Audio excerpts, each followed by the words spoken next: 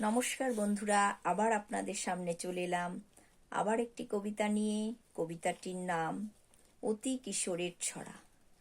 তোমরা আমায় নিন্দে করে দাও না যতই গালি, আমি কিন্তু মাখছি আমার গালেতে চুনকালি।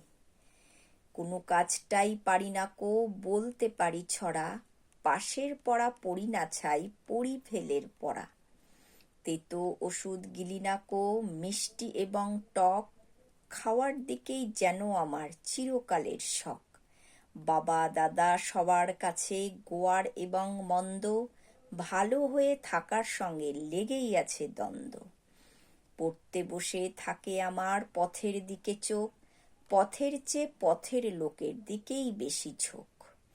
হুলের কেয়ার করি না কো মধুর জন্যে ছুটি, যেখানেই ভিড় সেখানেই লাগাই ছুটোছুটি। পণ্ডিত এবং বিজ্ঞজনের দেখলে মাথা নাড়া, ভাবি উপদেশের সারে করলে বুঝি তারা।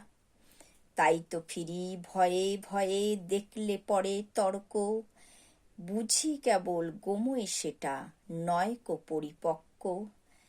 ভুল করি ভাই যখন তখন শোধরাবার আহ্লাদে, খেয়াল মতো কাজ করে যাই কষ্ট পাই কি সাধে।